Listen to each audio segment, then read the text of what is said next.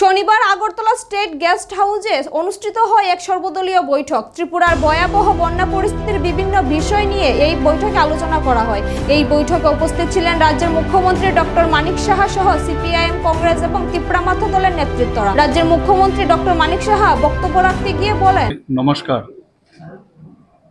আপনারা জানেন গত 19শে আগস্ট থেকে কালকে পর্যন্ত যে পরিমাণে ত্রিপুরাতে বৃষ্টিপাত হয়েছে, যেটা আমরা কোনোদিন ত্রিপুরাবাসী দেখিনি এবং আমরা কেউই দেখিনি। উদাহরণস্বরূপ আপনাদের অবগতির জন্য জানাচ্ছি যে সাউথ ডিস্ট্রিক্টে বগাভাতে 493 উপরে সেখানে মিলিমিটার বৃষ্টিপাত হয়েছে। এত পরিমাণ বৃষ্টি আমরা কখনো দেখিনি। তো চারিদিকে আপনারা দেখেছেন যে মানে ভয়াবহ অবস্থা, ফ্লাড চারিদিকে। সমস্ত ত্রিপুরার যে নদীগুলো আছে স্ফীত হয়ে সেখানে ডেঞ্জার লেভেলের উপর দিয়ে বইছিল জল। এবং এই বিষয়টা যখন আমরা কেন্দ্রীয় সরকারের আমাদের যশস্বী গৃহমন্ত্রী অমিত শাহজির সাথে আমি কথা বললাম, উনি সাথে বললেন যে আমাদের কেন্দ্রীয় সরকারের তরফ থেকে আপনাদের যা যা দরকার আমরা সাহায্য করব। সাথে সাথে আপনারা দেখেছেন উনি হেলিকপ্টার পাঠিয়েছেন, এনডিআরএফ থেকে আরম্ভ করে সমস্ত যারা এয়ারফোর্সের লোক, এবং বিভিন্নভাবে উনি আমাদের সাহায্য করেছেন। এবং ত্রাণ সামগ্রীর থেকে আরম্ভ করে আমাদের ডিজাস্টার ম্যানেজমেন্টের যে যারা দায়িত্বে রয়েছেন তারাও কিন্তু, এবং আমাদের পুরো যে অ্যাডমিনিস্ট্রেশন তারাও কিন্তু বসেনি, দিন রাত এক হয়ে সবাই কাজ করছে।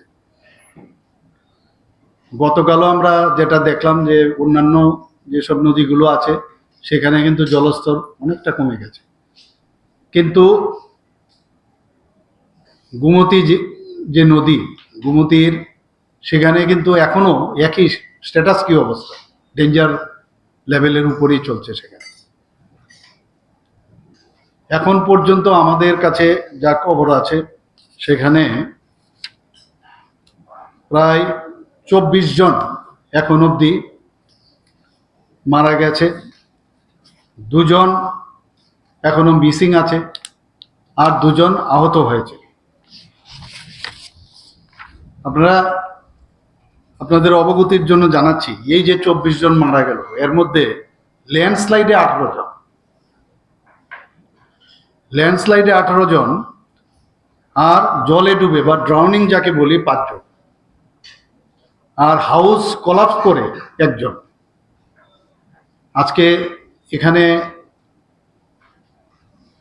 যে অল পার্টি মিটিং আজকে আমরা এখানে ডেকেছি, আমাদের মাননীয় এলওপি সাহেবও ছিলেন, বিধায়ক ছিলেন, আমাদের পার্টির থেকে আরম্ভ করে অন্যান্য পার্টির সমস্ত প্রতিনিধিরা এখানে উপস্থিত ছিলেন। এইসব বিষয় নিয়ে আজকে এখানে আলোচনা। আজকের তারিখে পরিস্থিতি কি সেই বিষয়ে ওনাদেরকে প্রথমে আমি অবগত করেছি। আমি ওনাদেরকে ধন্যবাদ দিয়েছি যে গতকালই আমরা নোটিশ করেছি, কিন্তু সবাই, এমন কোনো পার্টি নেই, অলমোস্ট সব পার্টি প্রতিনিধিরা এখানে এসেছেন।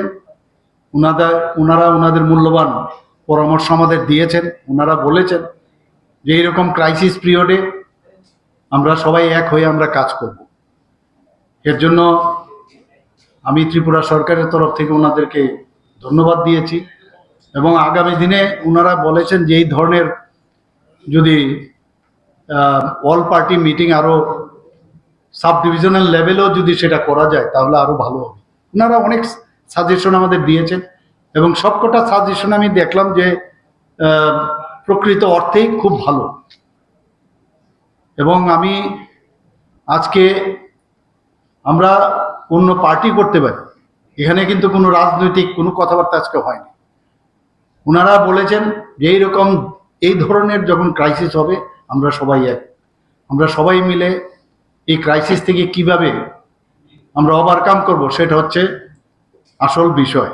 অনেক বিষয় এখানে এসছে, রিলিফ থেকে আরম্ভ করে আমরা আমাদের কথা বললাম, এবং আমরা বললাম এখন অবধি যে লস হয়েছে, এস্টিমেট হয়েছে প্রায় সরকারি পর্যায়ে প্রায় 15,000 কোটি টাকার মতো, মানে এখন পর্যন্ত যা অ্যাসেস করা গেছে, এটা কিন্তু আপারেন্ট, এটা প্রিলিমিনারি অ্যাসেসমেন্ট। তো ওনারাও বলছেন যে এটা আরো বাড়বে, এটা অনেক বেশি বাড়বে। আমি ওনাদের আমার অভিজ্ঞতা বললাম যে আমি যখন বিভিন্ন শিবিরে আমি যাই, ডে 1 থেকে আমি সমস্ত রাত জেগে আমরা আধিকারিকদের নিয়ে আমি বসেছি। এখানে ডিজাস্টার ম্যানেজমেন্টের যিনি দায়িত্বে আছেন পান্ডেজিকে থেকে শুরু করে আমি চিফ সেক্রেটারি, ওনারা সবাই বারবার আপনারা দেখেছেন বসে কথা বলছি। বিভিন্ন জায়গায় গেছি, সেখানে আমরা দেখেছি অনেকের পাঠ্যপুস্তক নিয়ে আসতে পারেনি বাচ্চারা। তো আমি বলেছি যে যারা অনেকের আছে 1 মাস পরে পরীক্ষা, তাদের যাতে লিস্ট করে এডুকেশন ডিপার্টমেন্টকে আমি বলেছি তাদের বই দেওয়ার ব্যবস্থা করে। সেখানে যে টয়লেটগুলো পরিষ্কার পরিচ্ছন্নতা যাতে বজায় রাখে তার জন্য আমি বলেছি ব্লিচিং পাউডার যেন দেওয়া হয়। এটা শুধু একটা জায়গায় না, সারা ত্রিপুরাতেই আমাদের এখানে প্রায় 500 এখন পর্যন্ত আমাদের 557 রিলিফ ক্যাম্প এখন অব্দি সারা সমস্ত ডিস্ট্রিক্টে আমাদের আছে এখানে। এই বৈঠকে বিভিন্ন দলের নেতৃত্বরা তাদের প্রতিক্রিয়া ব্যক্ত করতে দেখা যায়।